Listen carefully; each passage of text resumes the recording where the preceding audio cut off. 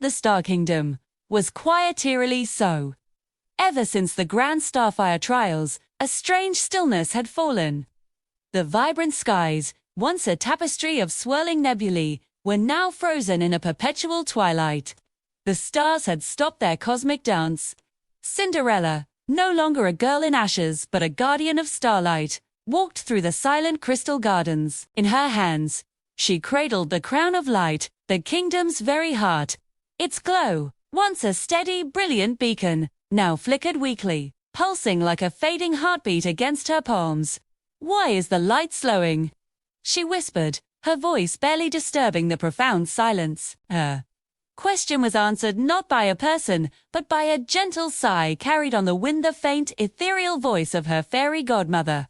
"Time itself has fractured, my dear," the voice murmured, seeming to come from the crystal flowers around her. "The delicate balance of the crown, the harmony between past, present, and future, has been broken." As she listened, a swirl of golden dust coalesced before her, shimmering and spinning with impossible energy. It expanded, forming a shimmering portal, a mirror, whose frame was made of shifting, swirling clock hands, all frozen at different moments. To restore the flow of time, the voice urged, "You must enter the realm where yesterday and tomorrow meet. Be brave." Cinderella took a steadying breath, her gaze fixed on the mesmerizing gateway. With a firm resolve, she stepped through. She found herself not in a garden, but in an endless, desolate landscape. It was a desert of time itself, with colossal floating clocks suspended in the air like islands, and stars hanging like frozen dewdrops in a void. Tear. Every tick of a clock didn't just pass, it echoed like a clap of thunder, a deafening reminder of time's paralysis. The silence of her world was replaced by an overwhelming cacophony of stillness. Suddenly, figures began to shimmer into existence around her. She saw them with a jolt of recognition. They were her, Shetsu, younger versions of herself.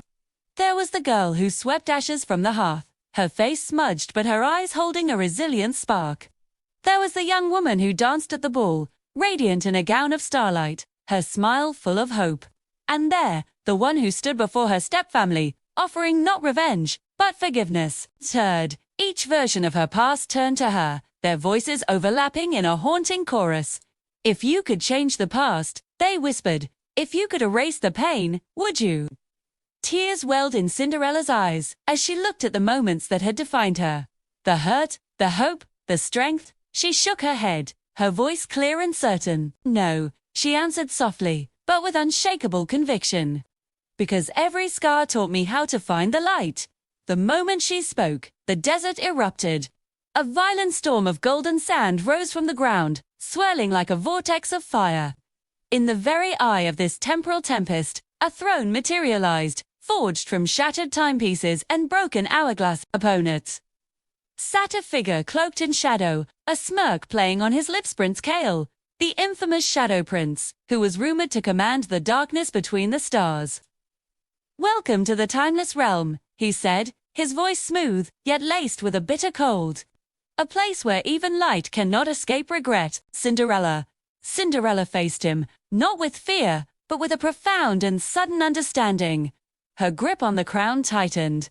"You think you want to break the crown," she said calmly, her voice cutting through the storm's roar. "But it's already broken by our choices, by our regrets." Kale's smirk faltered. He clenched his fist, and the shadows around him writhed with anger, but his eyes betrayed a deep-seated sorrow. His facade crumbled. "I don't want your crown," he admitted, his voice dropping to a near whisper, filled with a pain that echoed through the timeless space. "I want time to go back. Before I lost everything. Before my world fell into shadow." A wave of empathy washed over Cinderella. She saw, not a villain, but another soul trapped by the past. She stepped forward, her light pushing back his shadows. "Then let's fix it," she offered, her voice gentle but firm. Together. As if responding to her words, the crown of light lifted from her hands, floating into the air between them. It pulsed, with a renewed energy, releasing brilliant golden streams of light that shot out like ribbons, wrapping around the frozen floating clocks.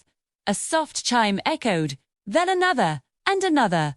Time began to move again, slowly at first, like a hesitant breath, then faster, building into a symphony of ticking and worry. The frozen stars and the void began to spin once more, casting a brilliant dancing light across the desert of time.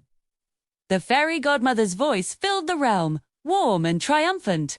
When hearts learn to forgive, she declared, even time itself bows to them.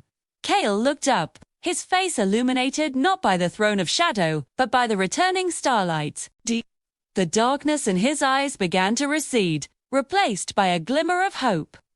Maybe, he murmured, looking at his hands as if seeing them for the first time. Maybe I still have a place in the light. The shimmering portal of clock hands reappeared behind Cinderella. She turned back to him one last time and offered a genuine smile. Every shadow does, she said. As she stepped back into the Star Kingdom, the grand palace clocks began to chime in unison, a beautiful, resonant melody announcing that time, and the kingdom was alive again. But as one story ends, another is just beginning. What will happen in the return of light?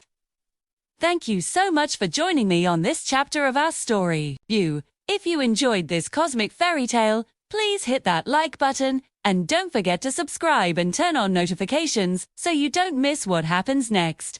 Until next time, keep looking for the light.